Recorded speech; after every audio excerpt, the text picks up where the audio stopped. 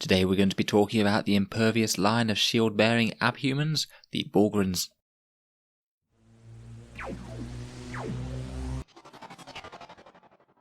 Hello and welcome back to Auspex Tactics, the strategy focused 40k channel where we're all about getting the most out of our miniatures on the tabletop. We've been looking through the Imperial Guard Codex, one unit at a time, and today's video sees us return to look at the Bullgryn. Bullgryn have been one of the more competitive units in the Astra Militarum Codex for a while now, seeing play at very high levels and top tournaments as a nigh unkillable bully unit that can march up the centre of the board and encourage enemy forces to stay well away from them. They're currently one of the Guard's only strong effective melee units as well, unless you use allies, so they have a pretty decent niche in the Guard Codex. In this video we'll be taking a look at their datasheet, any obvious rules, combos and synergies that we can use with them on the table, and how I would use them in a game of 40k.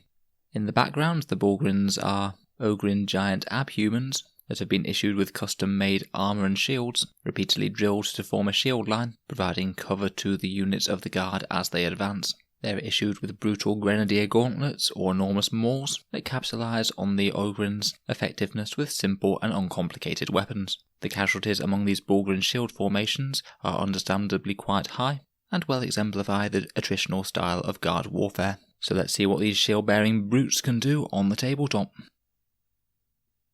So Bullgryns are an elite's choice for Codex Astra Militarum. They'll cost you 40 points a model when armed with the Grenadier gauntlets, or 42 points a model when armed with their Bullgryn mauls. When you buy them, you initially get a squad of 3 of them, so that'll be 120 or 126 points, but you can fill out the squad with another up to 6 additional Bullgryns, which could cost you anywhere up to 378 points for the biggest unit possible. Each Bullgryn is a pretty tanky, beefy model. It has a 6-inch move, weapon skill 3+, ballistic skill 4+, strength and toughness of 5, 3 wounds, 3 attacks, leadership 7, and a 4+ save. That 4+ save is always augmented. They either have a brute shield or a slab shield, and you can choose as many as you want of each within the squad, so you can completely mix and match. The brute shield confers a 4+ invulnerable save, and the slab shields add 2 to the armour saving throw, but they don't affect any invul saves that the Bullgryns might acquire from anywhere else. They change the wording slightly in the FAQ, as it could lead to some slightly silly situations, say when they got an invul save from Celestine, and that would mean that the slab shields would both have a 4+ invul save and 2-up armour save, which wasn't exactly intended. In general, I think it's strongest to have a mix of both of these shields within the squad. I typically have a few more slab shields than I would brute shields. Say if you're running a big 9-man unit, then maybe have 6 slab shields or 7 slab shields, and 2 or 3 brute shields for the invul saves. Then each time you have an attack incident on the unit, you can choose the shield that will be the best recipient of that attack. Any high AP weapons getting tanked on the brute shields with the 4+ invul save, and anything with low AP getting saved on the 2+ armour save of the slab shield. In addition to these shields, they are armed with either a Grenadier gauntlet or Bullgryn maul, and also frag bombs. As we mentioned earlier, the Grenadier gauntlet is 2 points cheaper per model than the Bullgryn maul. This is a 12-inch assault D6 weapon with strength 4, AP 0 and damage 1. Frankly, it's not exactly overwhelming, and it is very close ranged as well, meaning that you might well not be able to use it until reasonably late in the game if your Bullgryn squad hasn't got shot down before that. At the moment, the vast majority of people tend to play with the Bullgryn mauls. These are close combat weapons, which give strength +2, so strength 7, AP -1, and a flat 2 damage. So basically they kind of hit as hard as autocannons do in close combat, and they hit on 3s as well. Their combat prowess is further compounded with their Avalanche of Muscle special rule, where you add 1 to the attacks characteristic of this unit in the fight phase on any turn when it made a successful charge. So essentially each one of these Bullgryns is going to be getting 4 attacks on the charge, unless you have a priest or anything for even more. And the Bullgryn Bonehead is going to be getting 5 as he gets an extra attack and an extra point of leadership. So doing the maths on a full squad, that will be a whopping 37 attacks on the charge. With that generalist profile, that's going to make a mess of near enough anything. In terms of numbers of models, people generally tend to fill out a fairly big Bullgryn unit, so something like 6 to 9 models of the things. This means that they can be really quite good for receiving buffs and character supports, particularly from priests and astropaths, as we'll discuss in a second. And in general, the unit is happiest being a kind of slow-moving bully unit that advances from the front of your deployment zone and takes the midfield, scaring any opponents away or charging anyone foolish enough to get in their way. It's quite handy to have such a unit around in the Guard, as most of the time enemies want to rush us to try and get in combat with our tanks and infantry. So let's talk a little bit more about other things that we can do to make Bullgryns fight more efficiently on the table. Firstly, as their Astra Militarum Auxilia, they unfortunately don't get any sort of regiment trait. It would be very nice to have Cast-Jam Bullgryns with strength 8, but I'm afraid that just isn't possible. There is also now no way to give them orders either, as that's something that does tend to confuse new players a little bit. They can get numerous other powerful buffs from characters though.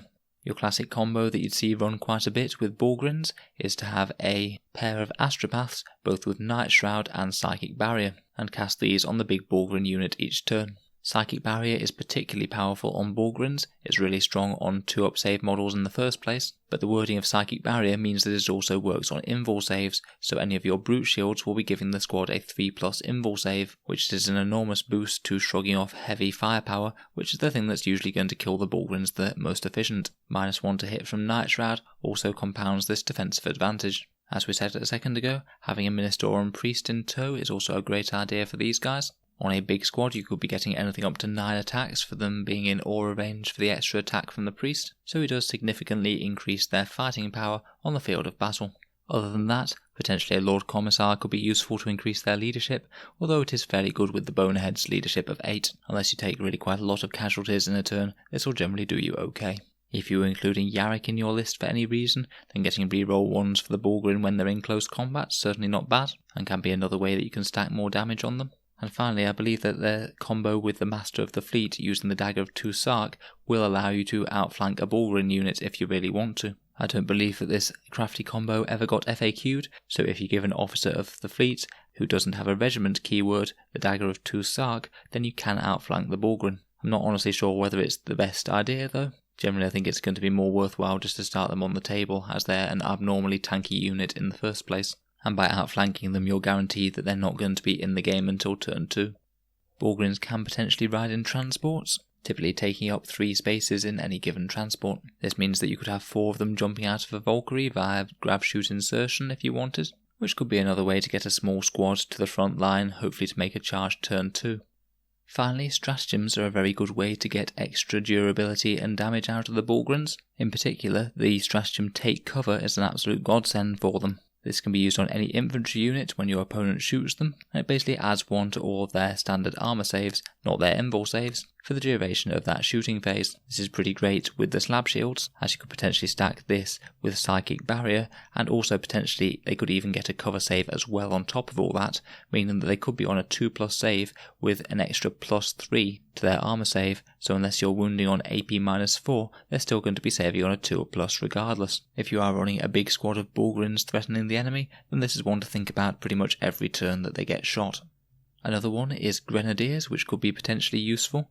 Bullgryns have frag bombs as they're only shooting unless they're using the Grenadier gauntlets, and this stratagem could allow all of them to throw a frag bomb. I'm afraid I glossed over it a bit in the main datasheet, but a frag bomb is essentially a frag grenade with strength 4. So for 1 command point, randomly getting an average of 31 strength 4 shots at ballistic skill 4+ isn't actually a bad use of a command point at all, particularly if you're really looking at thinning out some hordes. From our new Psychic Awakening book, The Greater Good, Bullgryn gained another couple of useful stratagems as well.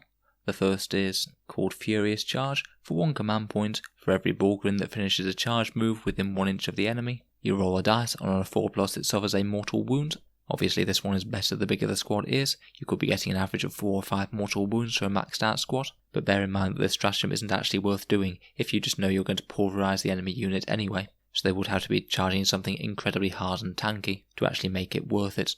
The other one, called Shield of Flesh, is a very interesting one. It's called Shield of Flesh, and it makes an infantry unit that's behind the Bullgryn squad and within 3 inches of them -1 to hit. Now this can be any friendly infantry squad, it doesn't just have to be Garb ones, and in all honesty I think it will be better used on allies than on actual Astra Militarum units, as there's not that much that we can justify having an entire Bullgryn squad just to give -1 to hit on a unit. Most of our other infantry units tend to be fairly low value. I think that this will be most powerful on something very hard and shooty, or potentially something advancing up the board. Maybe things like Assault Centurions, particularly if you had some way of giving them another -1 to hit, could mean that they'd be very hard to remove indeed, and your opponent might be forced to shoot at the very survivable Bullgryn. Another option could be the Cataphron Servitors from Adeptus Mechanicus. These can already have -1 to hit by one of their Forge Worlds, so having a squad of Bullgryn in front of them to make them -2 to hit could make these very fragile but very destructive little murder bots significantly more tanky on the field. Definitely a few interesting combos there if you are thinking about running allies. though honestly I'm not sure it's particularly worth it within the Guard Codex itself. So how would I run Bullgryns on the field of battle? As we said at the start, they are certainly one of our more competitive units on tournaments, because they provide us with a very tanky screen and give Guard a credible melee threat. The way I often see them used is to have them deployed at the front of an army, ideally in cover or out of line of sight if you're going second, but it doesn't necessarily have to be that way. As with take cover and maybe even prepare positions, you could have these guys on a 2+ save with +2 to that save, even if you don't get first turn and don't get to use those Astropath psychic powers. Talking of Astropaths and Priests, I would most certainly include both a Priest and a couple of Astropaths if I am using a big unit of Bullgryn. They just provide an absolute ton of utility to the unit and make them an absolute nightmare to shift to your opponent and more killy in the fight phase as well. From there, you generally want them to be advancing up towards the midfield, just being very threatening. If any enemy units get anywhere near to try and engage your battle line, then they're going to have to worry about a Bullgryn countercharge, and this can really mess with your opponent's battle plans and maybe keep them away from the tanks they might have otherwise been trying to charge and tie up.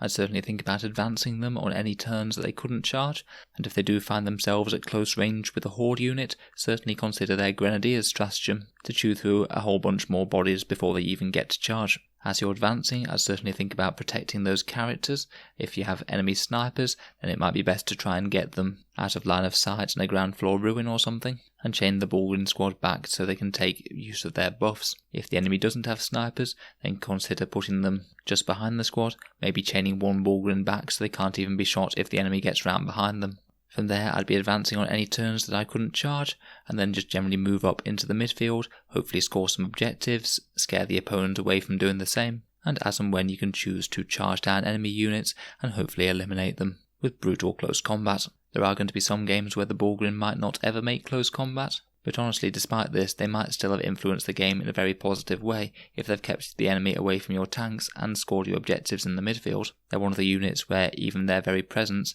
can massively influence the game, even if they don't actually do any killing all game long.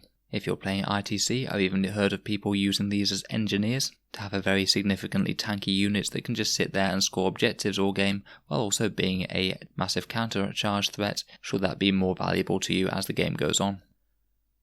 So overall, I think the Bullgryn are a very competitive unit for Astra Militarum, but I do think that if you're going down the Bullgryn route, then you do need to commit somewhat to fielding a big unit with the buffing characters, otherwise they can just be a little bit underwhelming.